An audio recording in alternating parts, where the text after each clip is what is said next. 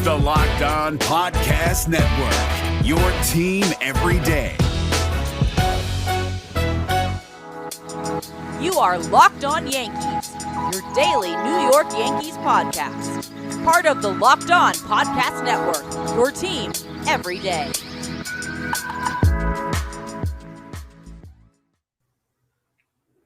Happy Thursday, everyone. I'm Stacey Gotsoulias. I'm the host of Locked On Yankees, and it was a good day yesterday. The Yankees beat the Red Sox again, this time 5-2.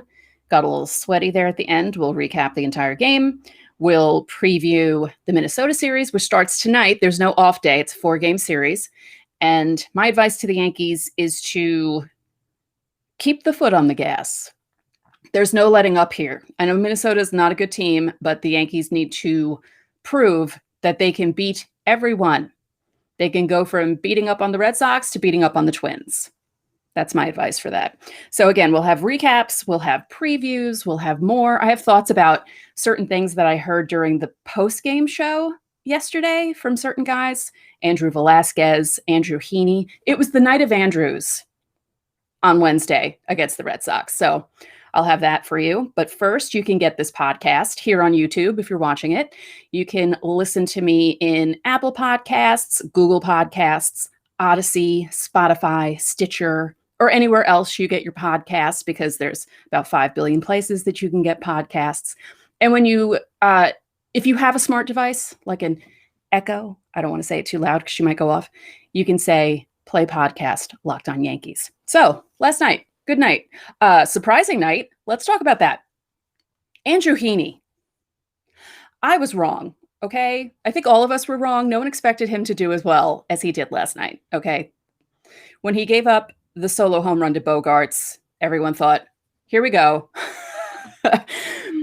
Wondering how many home runs he was going to give up. I'm sure Aaron Boone was shaking in his cleats in the dugout because he thought to himself, oh God, I don't have people available in the bullpen for this, or enough people in the bullpen for this. And if he can't last, what am I going to do? Then Heaney goes out, pitches 7 innings.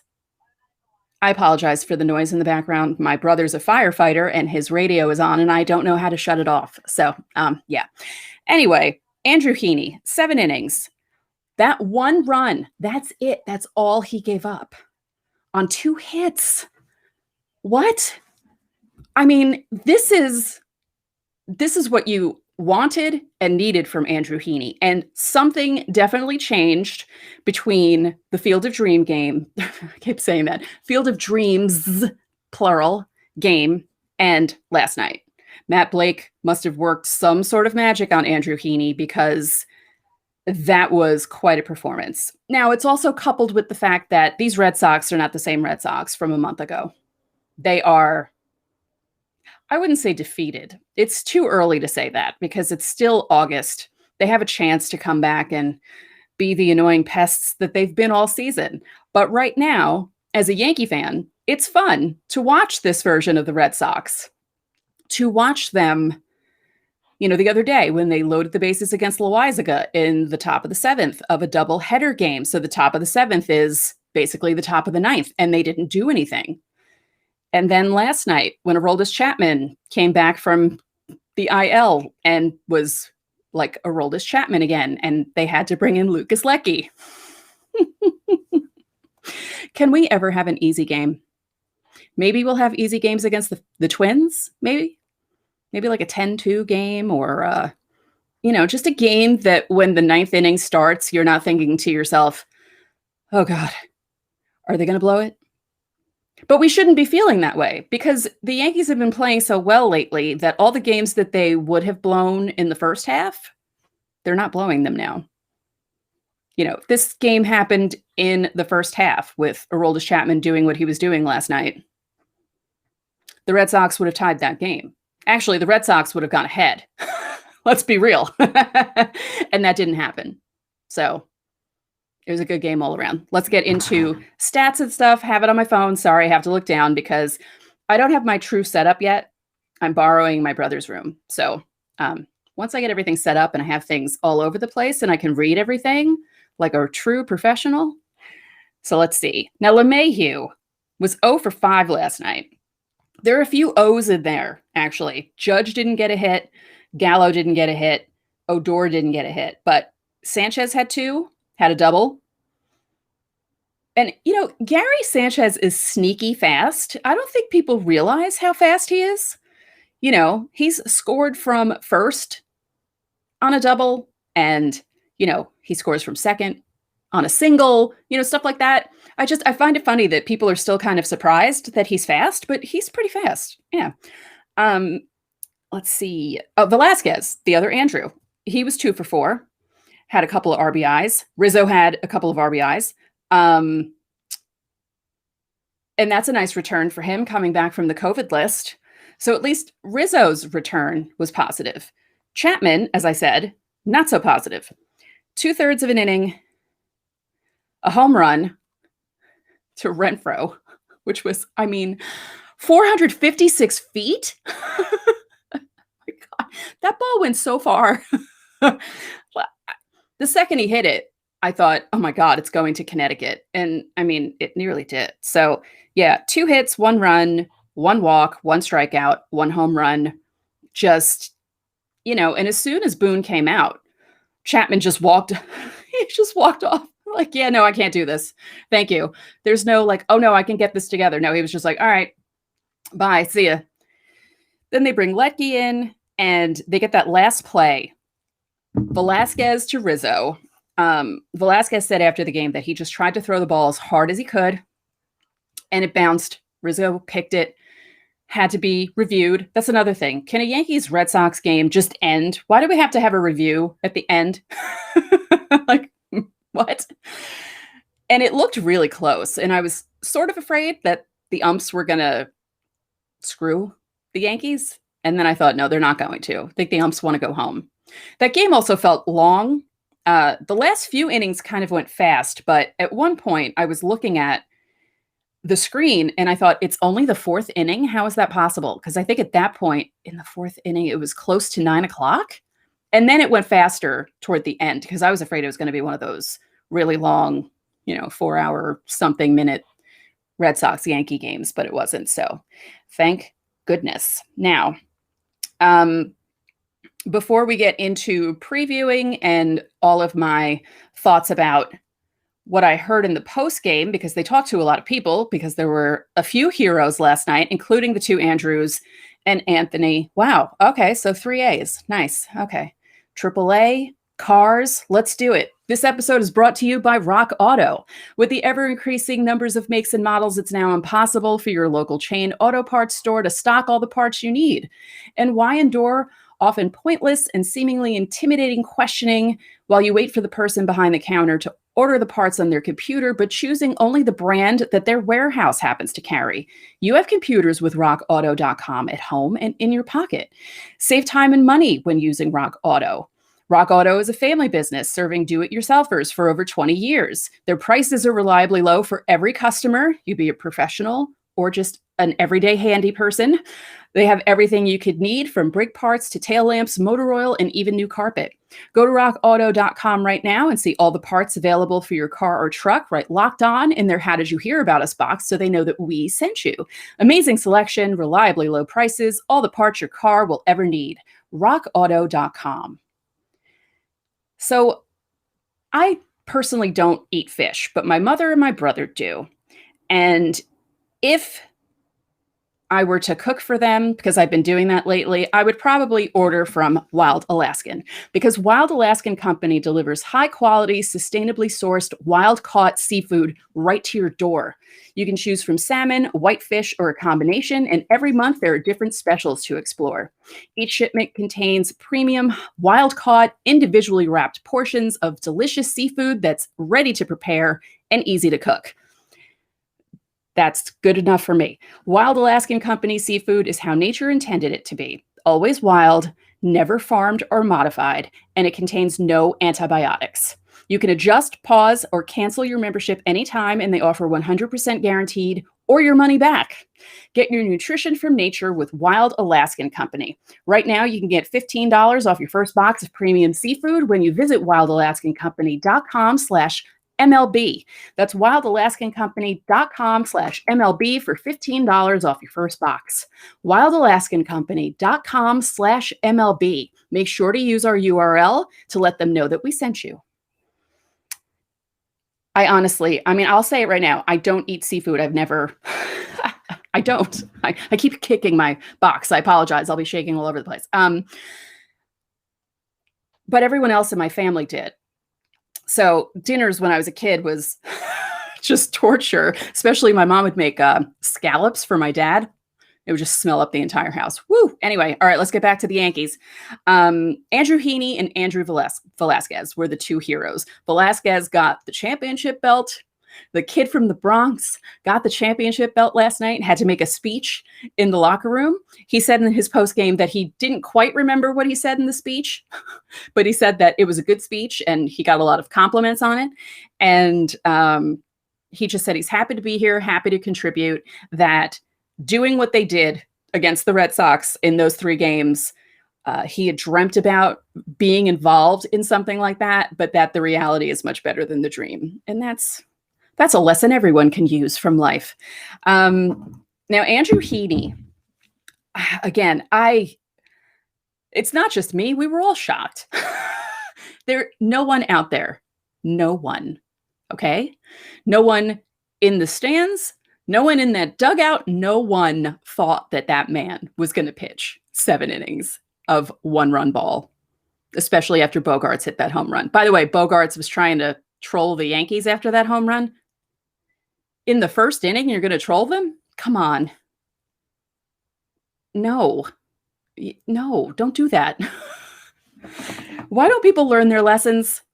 I mean, the Yankees certainly learned their lesson after they trolled the Astros, and then that comeback happened in the 9th inning of that Sunday game. Whoo, yeah. So Heaney was obviously very happy with his performance, and he had it in the back of his mind that the bullpen was taxed and that he would have to pitch.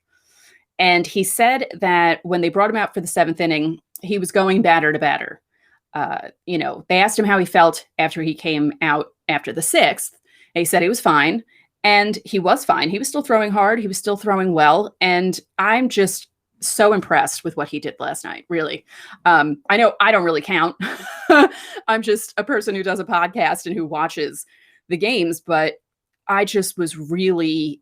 The Yankees needed that performance. They really did. This was like a guy coming in, not quite, but it's almost like a guy that you don't expect to come in. Like, say someone's hurt, it's the playoffs. The team needs to win to either stay alive or to at least make it so they're not down 3-0 in a series. And he comes out and just shocks the hell out of everyone. That's what it felt like last night with Andrew Heaney. Now, he was asked if he heard the ovation that he got. And he said that when he leaves the field, he's pretty focused on getting to the dugout. But he said he could feel it, that he wasn't really looking around, but that he could feel the ovation and the roar from the crowd. So that's nice. And, he seems like a really nice dude. And, he just wants to help the Yankees win. And he did that last night. So that's always a good thing. Now, let me go through other numbers here because, Nick Pivetta started for the Red Sox.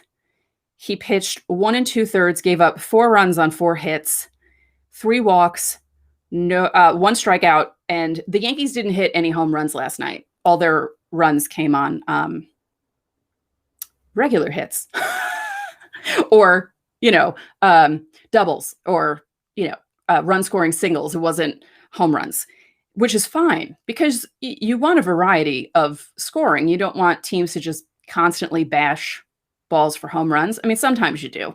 Sometimes those games are fun to watch, but and then let's see, 1, 2, 3, 4. So 4 more pitchers came in after Pivetta. And, the one thing I will say about the Red Sox offensively, they were 1 for 4 with runners in scoring position. So they only had 4 people in scoring position. So that's a credit to Heaney and the rest of the Yankee pitchers. Speaking of that, Zach Britton. Let's talk about Zach Britton. How could I forget about this? Zach Britton was Zach Britton again last night. Maybe he had a talk with himself. Maybe he realized, what am I doing? Why am I questioning my ability? Why am I not being who I know I can be. He was throwing the ball hard. His first pitch, I believe, was 96, because I saw the reaction on Twitter also, and everyone's like, well, hey, if his first pitch is 96, this is a good sign. And he pitched an inning, had a strikeout, and it wasn't scary, which was nice. So that's 2 good outings for him in a row. And then Chapman.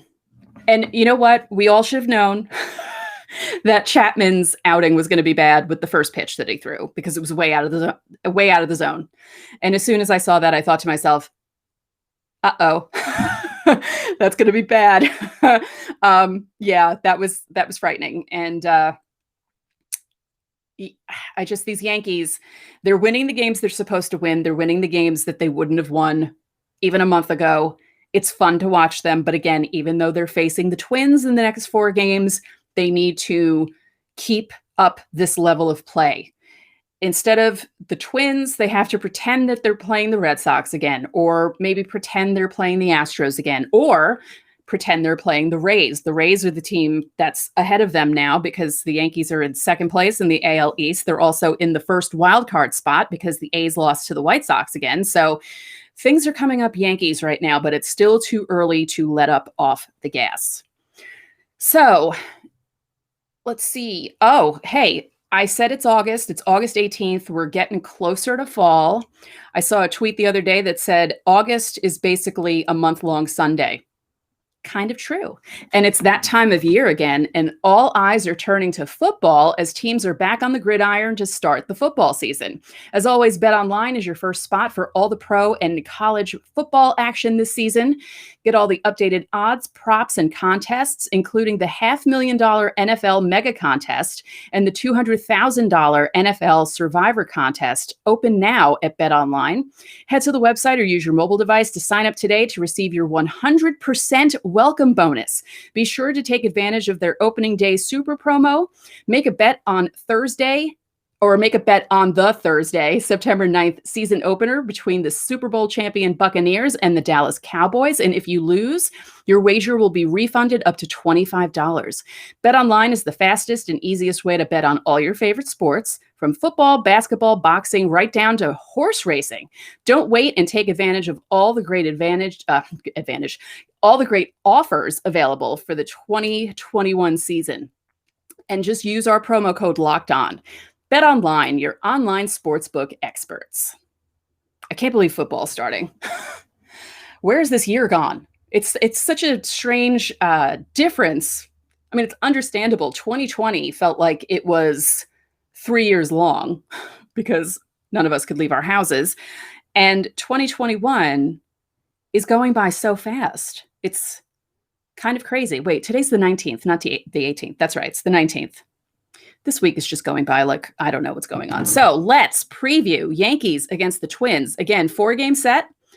7:05 tonight, 7:05 Friday, 1:05 Saturday, 1:05 Sunday. So let's look at the matchups. Okay, the Yankees, I keep calling him the Yankees ace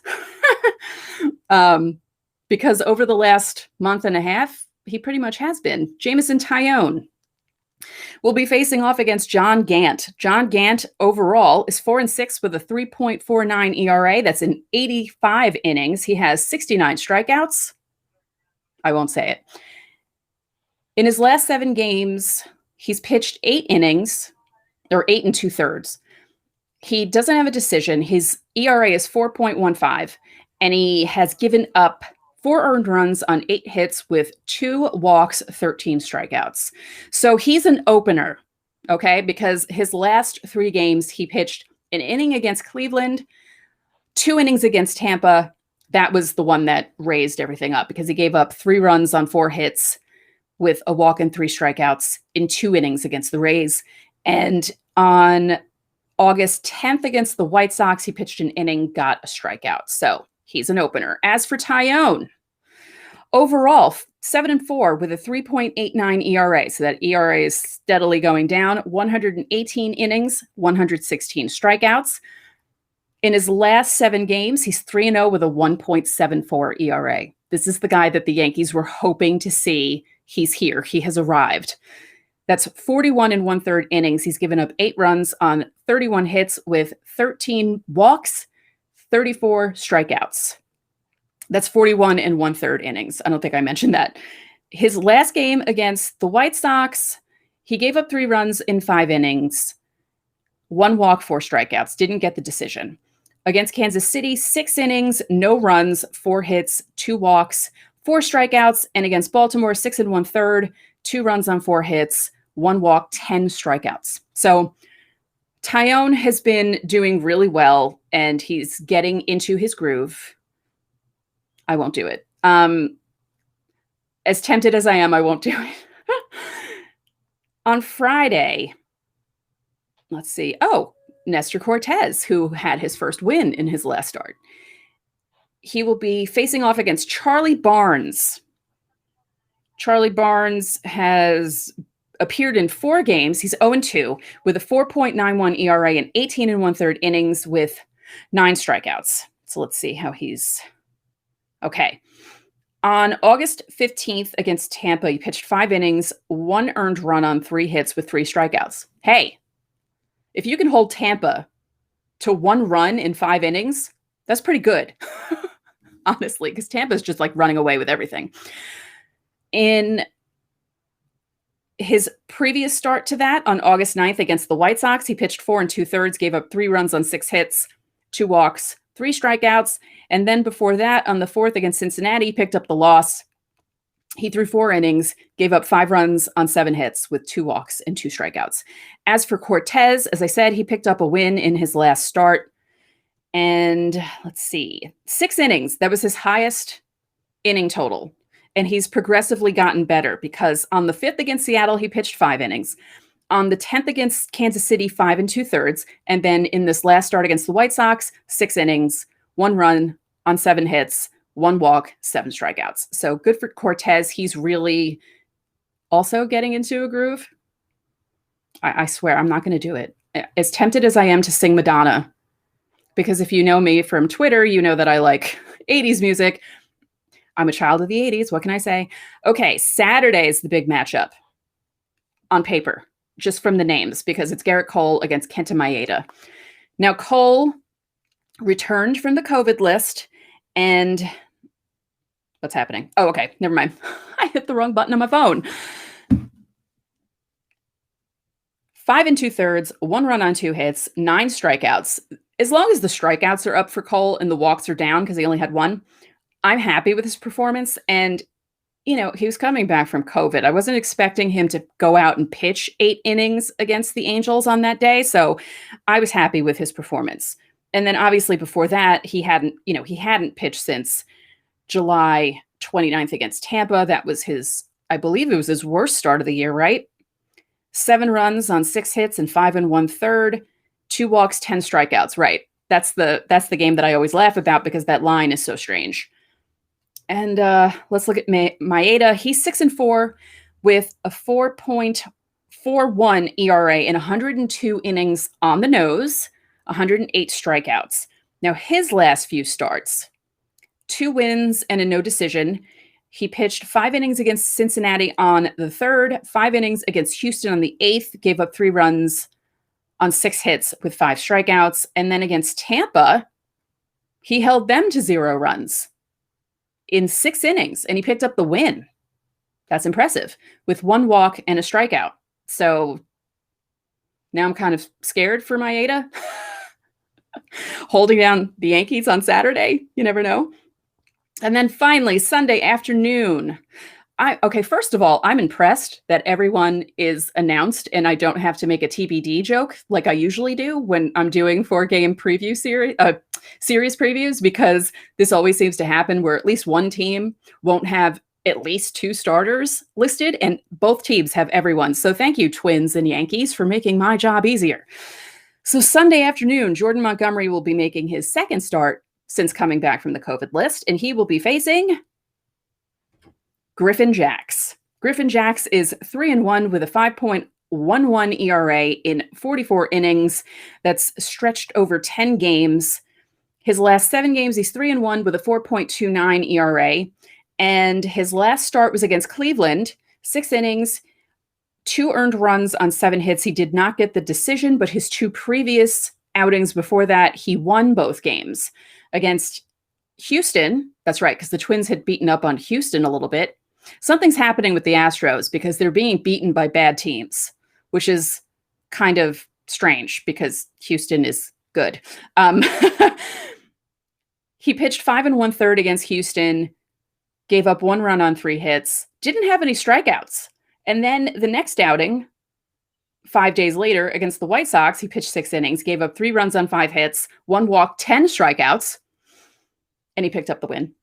So that's interesting. And then Montgomery, as I said, coming back from the COVID list, his last start was against Boston the other day in the day game. 4 2/3, 3 runs, 5 hits, 2 walks, 6 strikeouts. They didn't want to, have him out there for too long, which is understandable because he's coming back from COVID. You don't want him to be really tired or anything like that. I mean, that's totally understandable. And he did a well enough job, good enough job, not well enough. That's not right. English. I know how to speak it, I swear. So anyway, that is it for this episode of Locked On Yankees, which is part of the Locked On Podcast Network, your team every day. I'd like to remind you that you can listen to this show in Apple Podcasts, Google Podcasts, Odyssey, Spotify, Stitcher, or anywhere else you get your podcasts. And when you get into your car, you can tell your smart device to play podcast Locked On Bets. Betting on the Yankees doesn't have to be a guessing game if you listen to the new Locked On Bets podcast, hosted by your boy Q and handicapping expert Lee Sterling. Get daily picks, blowouts, specials, wrong team favorite picks, and Lee Sterling's lock of the day. Follow the Locked On Bets podcast, brought to you by betonline.ag, wherever you get podcasts. One more thing, if you could be so kind, please rate this podcast. Spread the word about this podcast to your fellow Yankee fans. We would really appreciate it. Also, subscribe on YouTube, like, comment, do all that. So enjoy your Thursday, and I will talk to you all tomorrow.